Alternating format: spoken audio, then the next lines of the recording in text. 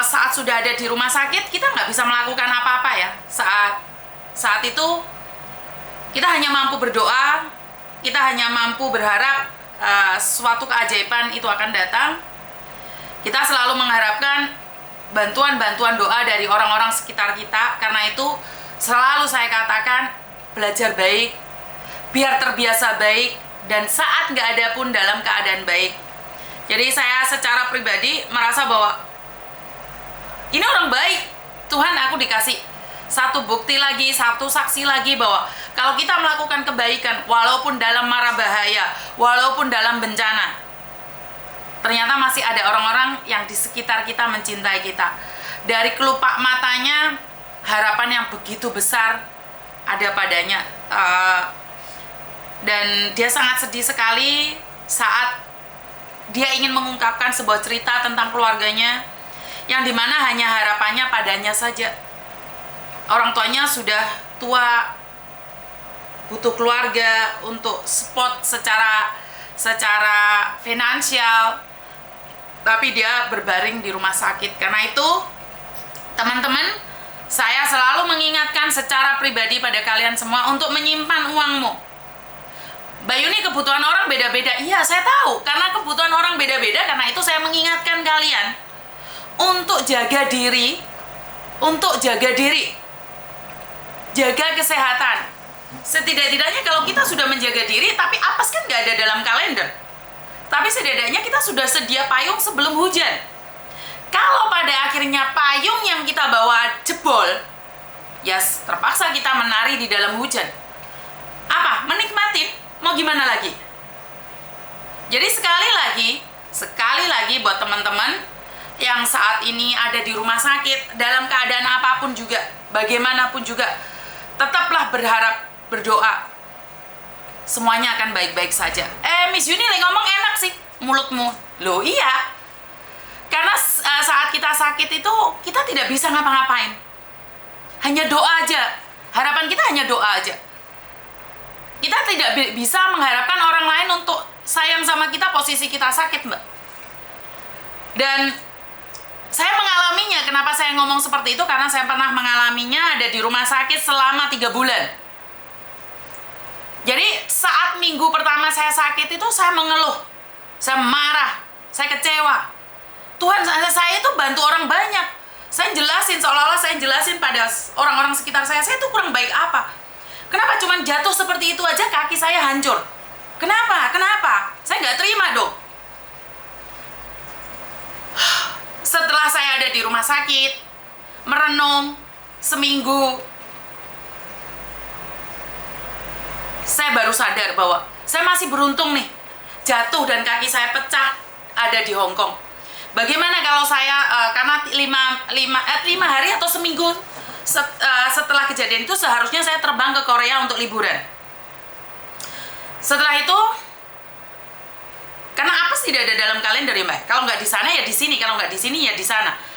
Setelah saya masuk rumah sakit, saya kecewa, saya marah. Bahkan sampai susternya itu nesu deh aku karena aku terlihat kayak egois, sombong banget. Sampai dokternya bilang apa? You boleh mau sampai Yiwan si kayu nah. Saya digituin. Saya dibilangin kalau kamu Pak Lanca, Pak BH, kamu boleh pindah ke rumah sakit pribadi yang dimana layanannya 24 jam hanya buat kamu. Tahu nggak sih kayun berapa? Mahal banget. Sementara saya di rumah sakit pemerintah cuma bayar 100. Dari omongan nurse tersebut, akhirnya saya sadar. Saya butuh bantuan. Kaki saya belum dioperasi. Dan ternyata dari jatuhnya saya di situ baru diketahui bahwa saya punya kanker getah benih. Paham nggak maksud saya, Mbak? Jadi dari emosi yang segitu tinggi akhirnya merendah diri sendiri. Saya tak ngombe.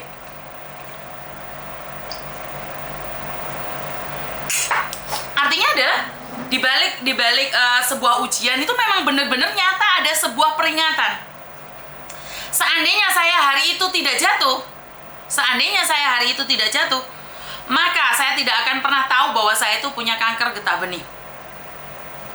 Saya tidak akan pernah ngerti tentang getah benih. Dan saya nggak percaya kalau saya kena getah getah benih. Paham maksud saya ya? Jadi dari bencana kaki saya patah, baru diketahui saya tuh punya getah benih yang tidak bisa dioperasi sebelum kaki saya nggak bisa dioperasi sebelum diangkat kanker saya.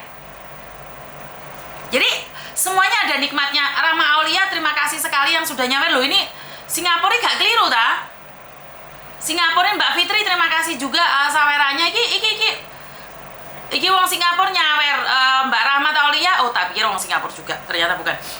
Jadi terima kasih sekali ya. Semoga saweran-saweran ini bisa bermanfaat bagi orang lain ya. Hongkong Manca hadir mi, setor jempol yang 150.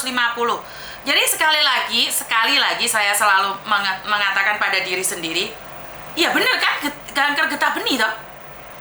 Iya gak? Lali aku jenenge wesan. Iya tak? Wis mbah lali lah. Jadi dari situlah saya belajar bahwa arti kesabaran. Bener Mbak, kalau sudah di rumah sakit, selain berdoa, itu ngamuk. Pilihannya ada dua. Berdoa, bersyukur dengan apa yang ada, atau kita nesu. Jadi itu dua pilihan. Kamu boleh kok marah, tapi apa yang kamu dapatkan itu tetap kamu delosor di rumah sakit. Ciri-cirinya kanker getah benih saya nggak tahu Mbak, saya nggak ciri waktu itu. Saya tuh nggak merasa bahwa waktu dokter menanyakan ini saya tuh nggak ada sama sekali. Dan saya adalah orang yang rutin itu donor darah.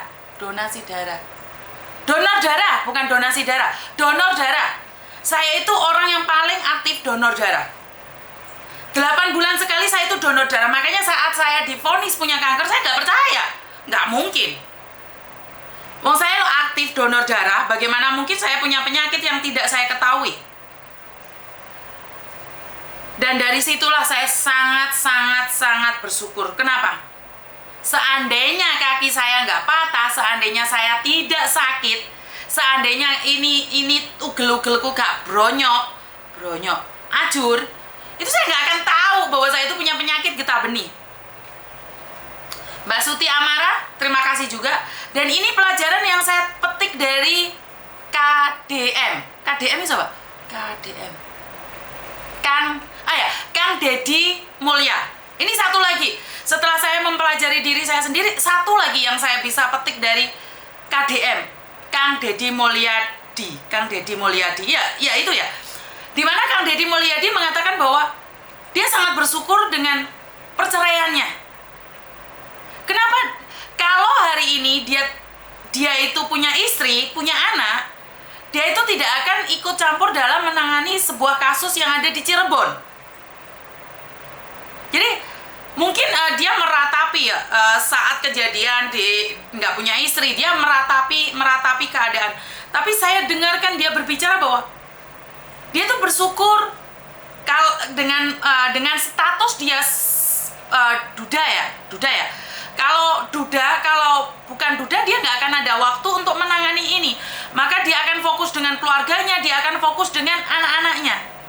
Karena kalau seorang ayah itu pasti fokus pada anak-anaknya. Dia nggak akan berbicara tentang korban-korban kecelakaan itu selama 8 tahun yang lalu. Itu benar-benar gores hati saya. Benar-benar ada hikmahnya. Jadi wow, saya sangat salut sekali dengan KDM. Di luar konteks dia membuka semuanya itu ya, cuman saya ingin bilang bahwa dia tuh sangat bersyukur sekali saat dia itu mengetahui dirinya itu tidak memiliki istri dan dia bisa membantu orang lain. Terlepas siapa dia dan seperti apa tujuannya atau bagaimana ya, terlepas ya, tapi dia mampu bersyukur dengan apa yang ada, dengan keadaan yang ada. Jadi terlepas dari politik ya, saya tidak ikut campur ya, karena banyak orang merasa bahwa dulu saya itu tim khusus salah satu partai, tapi pada kenyataannya kalian tahu kan, di Hongkong saya malah pulang Indonesia untuk mencoblos orang lokal. Jadi jangan berprasangka buruk dengan orang lain. Jadi terlepas dia menjadi calon gubernur atau apapun, saya tidak ikut campur ya. Cuman saya ingin menyampaikan bahwa di balik bencana itu ada sebuah niat, sebuah mukjizat, bukan sebuah niat, sebuah mukjizat yang kita tidak pernah tahu. Kita tidak pernah tahu apa itu. Jadi sekali lagi saya merasa bahwa apa ya? Gimana kalau bisa dibilang sebuah anugerah ya, dimana sebuah luka itu bisa membuat kita tahu mana yang terbaik dan mana yang kurang baik. Jadi belajar dari kasus-kasus yang ada, saat kita bersyukur dan bertanggung jawab atas sebuah masalah, kita malah lebih baik lagi. Bener nggak sih? Jadi sekali lagi buat teman-teman yang saat ini ada di luar sana, kalian merasa bahwa beban kalian sangat berat sekali, percayalah, itu ada maksud Tuhan. Yang mau tidak mau kalian akan mengetahui di akhirnya. Tergantung dari kalian bersyukur dengan keadaan atau kalian marah dengan keadaan. Jadi sekali lagi itu adalah hak mutlak kita sendiri. Jadi sekali lagi buat teman-teman yang saat ini mengalami sebuah bencana, mengalami sebuah ujian, mengalami sebuah sesuatu yang menurut kalian itu sangat berat sekali, percayalah, di luar sana ada orang yang lebih berat dari kamu. Tapi seseorang yang dari beban berat, dia bisa melambung lebih tinggi. Percayalah, orang-orang hebat itu tercipta bukan dari kenyamanan, bukan dari sebuah kenyamanan. Orang-orang hebat hari ini tuh orang-orang yang mau berjuang, bukan hanya mengatakan minat saja, tapi berjuang mati-matian. Bagaimana mungkin kamu mampu berjuang kalau kamu cuma ngomong aja di media sosial? Berapa banyak orang yang saat ini buat konten sudah lelah nih, uangnya nggak keluar lah, kena peringatan, mereka nggak mau berjuang lagi, capek. Bener gak sih?